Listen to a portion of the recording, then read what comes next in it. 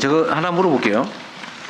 지금 이게 우리가 주로는 태양광 발전 포션이 점점 커질 것 같은데 이게 이제 간헐성 문제도 있고 야간에 아예 생산이 안 되니까 그걸 대체하거나 보완하는 게 주로는 이제 수력 발전 같아요. 이건 필요할 때 할 수 있잖아요. 양수 발전. 네. 수력 발전은 생각보다 발전량이 적습니다. 네. 근데 어쨌든 이거 양수 발전을 하면 이제 물을 도로 퍼올려 가지고 다시 이제 발전하고 그러는 거잖아요. 네. 그래서 내가 궁금한 게 뭐냐면 이제 낙하 에너지가 있을 거 아니에요. 위치 에너지입니다. 예, 예. 예, 위치 에너지라고 합니까? 그 에너지를 일부를 이제 전기로 만들잖아요. 네. 그럼 그거를 이제 다시 그 일정량의 에너지로 다시 물을 퍼올려요. 네. 그럼 다시 발전을 해요. 네. 그럼 밑에 퍼올릴 때 그 얼마나 손실이 되나 에너지가 대략 한 15에서 20 정도 손실이 되는 것 같습니다. 손실이? 네. 이제 낮에 태양광이 많이 있을 때 그 태양광을 가지고 예를 들면 네. 1kW로 네. 이제 물을 퍼올려요. 그럼 퍼올린 물로 다시 발전을 해요. 그럼 네. 그 얼마 정도 그러니까 그 이제 되냐고요? 그 위치 에너지를 전기 에너지로, 전기 에너지를 위치 에너지로 바뀔 때 손실률 효율이 얼마나 예, 되냐고요? 손실률이 대략 한 30% 떨어지는 것 같습니다. 그 그래도 정도밖에 안 돼요. 그러면 80%가 보존된다는 거예요? 그렇습니다. 그러면 1kW로 물을 퍼올려 가지고 퍼올린 걸 다시 그걸로 발전하면 800kW? 네, 한 30% 손실이 있는 것 같습니다. 그래요? 오, 엄청나게 효율이 높은데? 네, 그래서 양수 발전이 비교적 효과적입니다. 양수 발전이 그 효율이 가장 그 이연성 자원 중에 가장 효율성이 높은 겁니다. 그래요? 그래서 80% 이상 나오고 있어요. 엄청나게 높은 건데요? 예. 그래서 이제 에너지 저장 장치 같은 경우에는 이제 조금 효율이 좀 떨어져서 한 70% 정도, 현재까지 70에서 80% 사이에 에너지 저장 장치가 70~80% 된다고? 예, 요즘은 기술이 많이 발전해서요. 예전에는 한 60% 정도 됐었지만 요즘에 기술이 많이 발전해서 70% 이상까지 효율이 좀 높아져 가고 있습니다. 그렇게 높아졌어요? 네, 네. 그 저희가 지금 최대 고민이요. 재생에너지가 남아돌 때 그거를 과거에는 그린 수소로 만들어서 다시 전기화하는 게 좋겠다고 그건 뭐 생각했는데 10%대에 불과하다는 거 아니에요 지금? 네, 그래서 그거는 수소로 만들 때 거의 한 50%가 열로 빠져나가고 다시 수소를 전기로 70%. 네, 전기로 다시 바꾸는데 또 50%가 사라져서 전기에서 최종 전기로 가는데 한 25%에서 그래요? 자리가 30%만 남으니까 한 70% 정도가 사라지는 겁니다. 여기는 30%밖에 안 사라진다고요? 그럼 양수 발전소 많이 지어야 되겠네요? 이제 뭐 그건 이제 위치나 조건에 따라서 비용은 듭니다만 효과는 양수 발전이 더 좋은 것 같습니다. 그래서 그린 수소 가격이 현재는 비싸고요. 그래도 굉장히 필요하기 때문에 수소와는 제철 등등의 꼭 필요한 영역이 있어서 최대한 뭐 그린 수소 발전 혹은 핑크 수소를 하긴 해야 되는데 그 효율 연력학 제1법칙에 따른 효율 문제가 있는 게 사실입니다. 네. 그 80%면 생각보다 많이 보존되는 것 같아서. 그다음에 원전 있잖아요. 원전 새롭게 이제 시작해가지고 지금 원전 하나 짓는다. 시작하면 얼마 만에 지을 수 있어요? 자료 동네마다 말하는 사람마다 다 틀려. 그것도 정당마다 틀려 이상해. 실제로 한 10년에서 15년 걸리는 게 맞습니다. 아, 내가 저번에 그렇게 얘기했더니 아니라고 하던데? 7년밖에 안 걸린다고 주장하던데? 실제로 착공해서 짓는 데는 아마 그런 것 같은데요. 그 전에 뭐 그 저기 김성환 장관도 민주당이라서 못 믿겠고.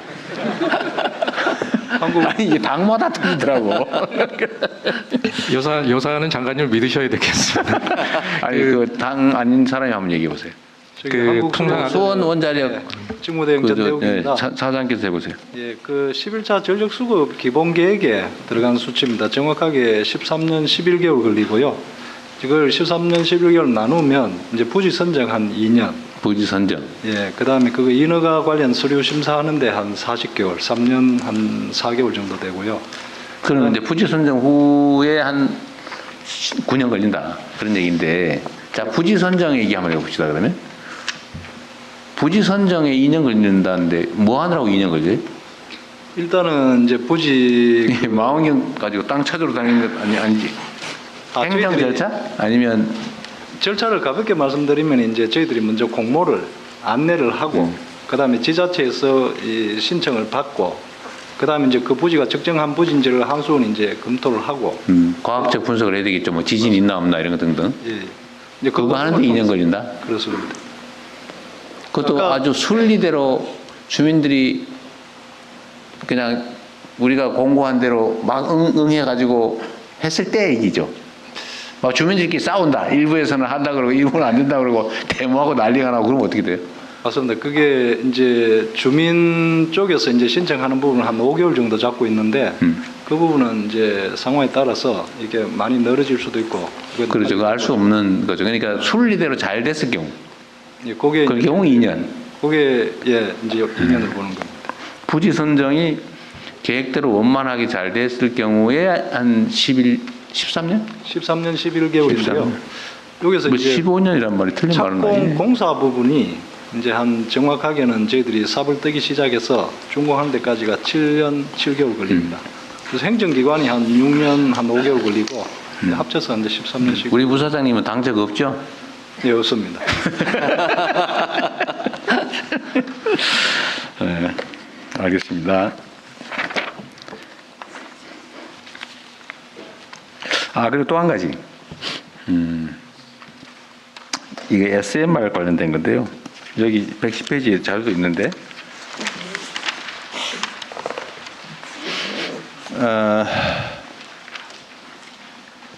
ISMR이 혁신형 SMR을 얘기하는 건가 봐요. 맞습니다. 아이가 이노베이션. 그런데 이거를 2035년까지 지어보겠다 그 말이죠. 그렇습니다. 30년의 허가를 받고 설계 인가는 28년에 받고 3년 후에 설계 인가를 받아보겠다. 그럼 지금 거의 다 개발됐다는 얘기로 들리는데 맞는 말이에요? 그렇지는 않습니다. 지금 좀 그럼 3년 만에 설계를 할 정도로 개발이 가능해요? 지금 사실은 이게 시작한 게 21년부터 시작을 했었고요.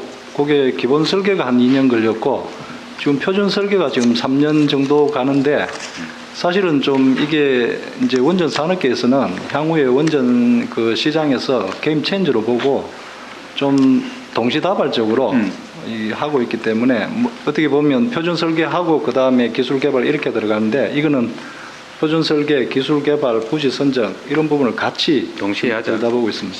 반드시 성공할 거니까? 예, 그렇게 하도록 저희들은 노력하고 있습니다. 근데 그거는 낙관적 전망이지 반드시 그렇게 실현된다는 보장은 없는 거잖아요. 그렇긴 합니다. 그런데 수천억을 들여서 부지를 미리 확보하고 다 준비했다가 안 되면 어떡해요? 그 이제 전문가들이 뭐 저를 포함한 전문가들이 책임져야 될 문제이긴 한데 저희들이 보기에는 기술적인 부분이나 또 지금 세계 그 에너지 수요 수급 부분 이런 부분을 보면 충분히 필요하고 될 것이다. 예, 그렇게 생각합니다.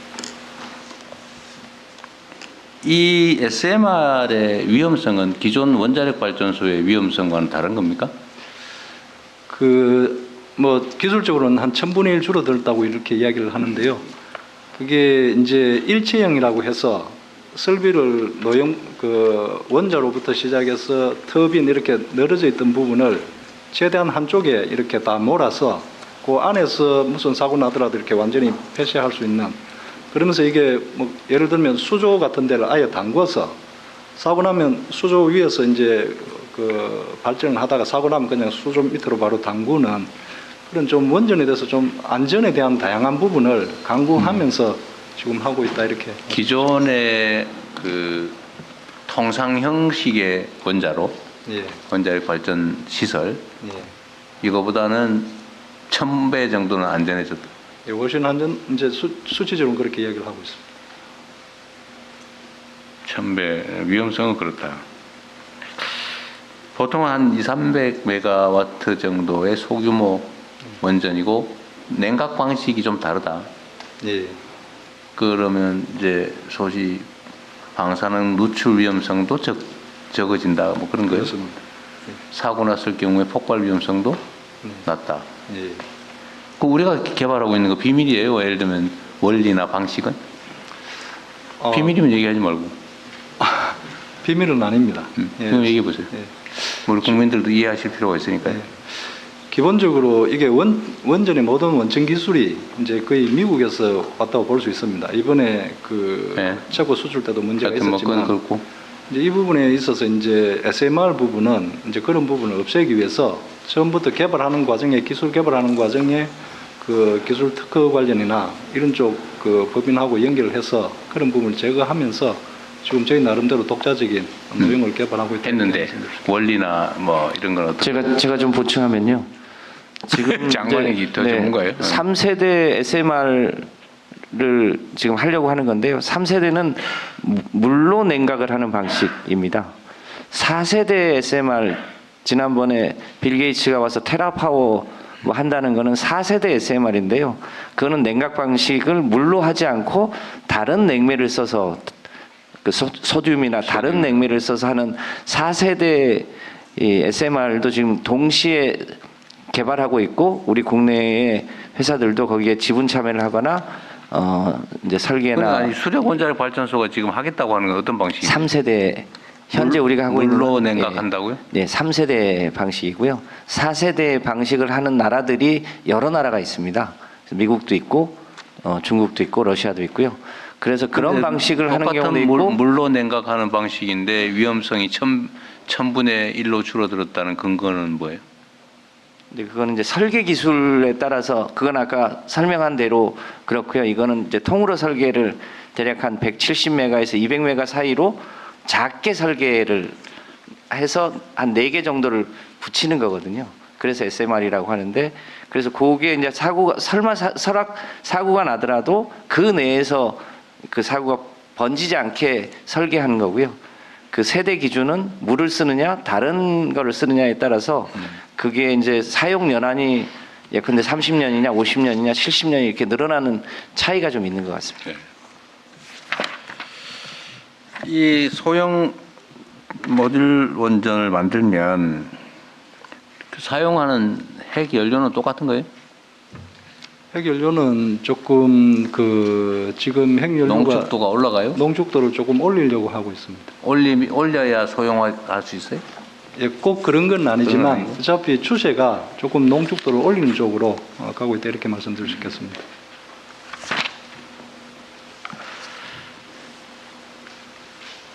그 다음에 또 한 가지는 우리가 이제 미국하고 뭐 협상을 해서 우라늄 농축이나 핵 재처리를 우리가 이제 자체적으로 할 수 있도록 하려고 했는데 일설에 의하면 제가 문외한이라서 하는 얘기예요. 사용 후 핵연료를 재처리하면은 그 부피가 확 줄어들어서 보관 장소가 많이 줄어들 수 있다라고 얘기하던데 맞아요? 별로 안 줄어든다는 얘기도 있고 어떤 게 진짜예요? 그 기본적으로는 사용 후 연료를 이제 재처리하는 거기 때문에 사용 후 연료가 이제 자체 없어지면서 거기서 필요한 핵심 플루토늄이나 네. 이런 부분을 뽑아내는 거기 뽑아내고 때문에 나머지는 어떻게 하는 거예요? 나머지 이제 그 준위에 따라서 제가 보기에 이제 고준위 방패장이나 결국은 그쪽으로 처리해야 돼요. 부피가 그런데 그 뭐 플루토늄 뽑아내봐야 플루토늄 양이 얼마나 된다고 부피가 그렇게 많이 줄어들 것 같지는 않은데도 많이 줄어든다는 얘기도 있고 어떤 게 맞아요? 부피가 많이 줄어든다? 조금만 줄어든다? 제가 전문가는 아닌데 전문가가 얘기해 보세요 여기 아는 사람. 후자가 맞으십니다. 네? 원자력 실제로 환경공단, 많이 줄어들지는 않습니다. 원자력 환경공단 네, 이사장 조동도 네. 원자력 안전위원장입니다. 지금 알려져 있는 바는 한 5분의 1 정도로 줄일 수 있다라고. 엄청나게 줄어들잖아 이게. 다 틀려 지금 이게. 우리 어떤 게 진실이에요? 원장 왜 얘기를 좀 이 과학 네. 국가에서 네. 이게 토론을 안 해서 그래요. 담당- 서로만 자기 주장만 해 이렇게. 담당 국장이 좀 얘기해. 야, 얘기해 보세요 진짜로. 팩트를 당적 없는 사람 얘기하세요. 예, 저 방패물 관리 전담기관 원자력 환경공단 어디? 예. 이쪽입니다. 네, 얘기해 보십시오. 기술적으로 재처리하면 그렇게 검증이 됐다고 그러는데 한미 간에 지난 10년간 8천억을 들여서 재처리 연구를 했는데 아직 결과는 명백히 나온 게 없고요. 줄어든다 안 줄어든다 예, 부분에 명백히 관해서. 이제 검증은 안 됐는데 그렇게 주장을 하는 거고요. 근데 우리나라는 사용 해결료 100 중에 50%가 재처리를 할 수 없는 중수용 사용 해결료가 50%나 됩니다. 그래서 중수로용은 재처리가 안 돼요. 예, 이 경제적 효율성이 없어서 비용 투입만큼 그 재처리를 해서 효율 가치가 없어서 재처리를 못하게 됐습니다. 중수로형은 그렇게 많지 않다면서요. 대부분 경수로라면서요. 발전소는 지금 25개 중에서 22개가 경수용이고요. 그러니까. 무려 3개밖에 안 되는 중수로에서 사용 해결료 50%를 지금 배출시키고 있습니다. 그거 완전히 애물단지가 보네. 그 쓰레기만 많이. 그래서 이론적으로 그렇게 감소됐다고 주장을 해도 우리나라의 이 처분장 면적은 그렇게 줄을 준다고 그렇게 보시면 됩니다. 그런데 그게 지금 우리가 뭐 연구를 해봤다고 하는데 그거 말고 프랑스나 이런 데는 재처리 다 하고 있잖아요, 이미. 이미 하고 있는 나라의 사례를 보면은 얼마나 부피가 줄어드는지 알 수 있을 텐데 왜 이런 걸 가지고 지금도 논쟁을 하고 있죠? 지금 조금 혼선이 좀 있는 것 같습니다. 네. 그 정리를 좀 하면 재처리 방식은 두 가지 방식이 있습니다. 네. 하나는 이제 건식 재처리가 있고요. 우리가 지금 말씀하신 분들은 이제 파이로 프로세싱이라서 건식 재처리를 좀 얘기하고 있는 거고요.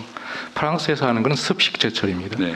습식 재처리 같은 경우는 플루토늄이 추출되기 때문에 IAEA라든지 국제 원자력 기구나 이런 데서 상당히 모니터링이 세게 하고 있는 거고. 건식 재처리는 이제 초우라늄 형태로 나오기 때문에 이제 별도로 플루토늄이 추출하기가 좀 어려워서 그건 좀 안전하다 그래서 한미 간에 공동 연구를 했는데 건식 재처리에 있어서는 부피 감소라든지 무게 감소가 생각보다 그렇게 많이 나오지는 않고 있지만 습식 재처리하는 경우에는 아까 5분의 1 얘기도 했습니다만 그렇게 감축되는 효과가 있다는 연구는 프랑스나 그런 사례는 있습니다. 습식 재처리는 플루토늄 추출을 안 하고 재처리하는 거다. 습식 재처리는 플루토늄이 나오는 재처리입니다. 근데 그렇게 하면 부피가 별로 안 줄어든다? 재처리하면 부피가 많이 줄어듭니다. 특히 경수로 모형 같은. 얼마나?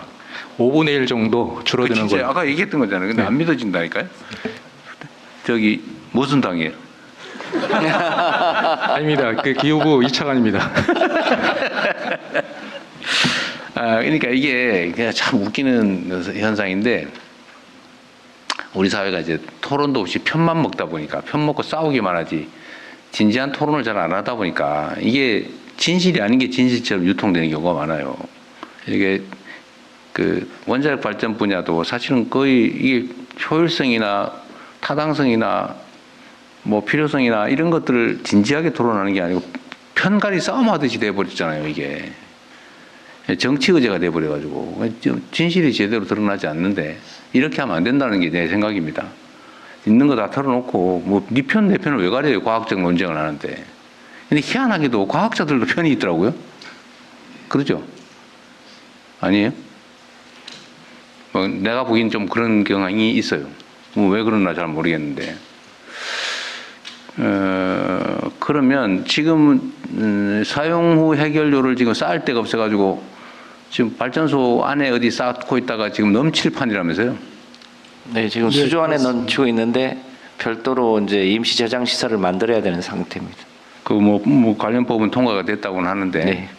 하여튼 이렇게 쌓이는 사용 후 해결료를 대체 앞으로 어떻게 처리할 거냐? 엄청나게 쌓인다면서요? 1년에 얼마씩 나와요? 제가 말씀. 1년에 780톤 정도 나옵니다. 780톤 1년에. 네. 어쨌든 가동하는 한 계속 쌓일 거 아닙니까? 그러면 이게 현재 우리가 굳이 그런데 핵 재처리하는 게 별로 뭐 부피도 안 줄어들고 사용 후 해결료 보존 관리 비용이 줄어드는 것도 아니고 그럼 그 뭐 하려고 그렇게 미국하고 열심히 싸워가지고 이런 걸 확보를 하는 거예요? 네, 권한의 위원장 답변드리겠습니다. 제가 알고 있기로는 이제 거기에는 우라늄도 많이 남아 있습니다. 재활용할 수 있다는 주장도 있던데. 예, 다시 재활용할 수 있다는 경제적 가치를 또 거기에 대해서는 우리나라가 배출하는 사용 후 해결료는 일정한 시간이 지나면 못 쓴다. 재활용할 수 없다 이렇게 또 주장하는 것도 있던데요. 그거 맞아요? 그 고준희 방사성 폐기물관리위원장입니다. 여기는 정당이 있잖아. 저는 그 탈당을 말해도 잘 안 믿어요. 탈당을 했습니다. 가만히 계셔 보세요.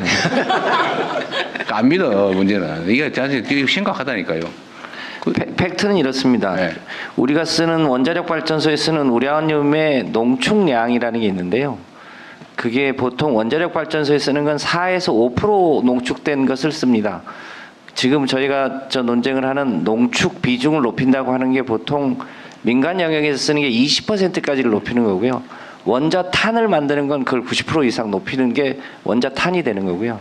농축의 농도를 20%까지 높이면 이제 한번 이제 원자로에 들어가면 그게 오래 탈 수 있습니다. 근데 지금 저희가 쓰고 있는 게 4 내지 5%로 농축된 원자로를 쓰고 있는 건데 그걸 대부분 다 소진한 상태로 소위 이제 사용 후 핵연료로 나오는 건데요. 그거는 재처리 하더라도 기술적으로는 할 수 있겠습니다만 사실상 별 의미가 없습니다. 현재 우리가 쓰고 있는 원자로에서 나오는 사용용 핵연료. 잘 안 믿어진. 아, 맞는 얘기입니다. 둘 다 정당 있잖아요. 가만있어 봐요.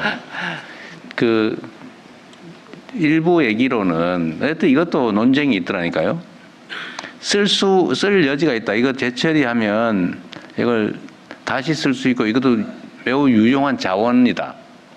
라는 주장도 있는데 또 일부는 지금 말씀하신 것처럼 별로 쓸 데가 없다. 라고 하는 게 주장이 엇갈린단 말이에요.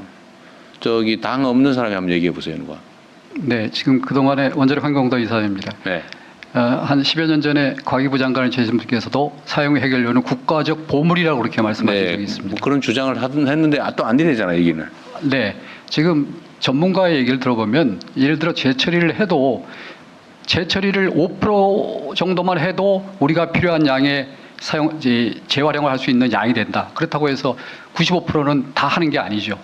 그래서 5%만 해도 재처리해도 우리가 원하는 양의 이 사용 해결료를 쓸 수 있는 양이 나오기 때문에 굳이 수조 원을 지금 재처리를 위해서 일본에서 150조를 들여서 일본 도카이에 해서 지금 20년 전부터 준비했는데 아직도 못 하고 있습니다.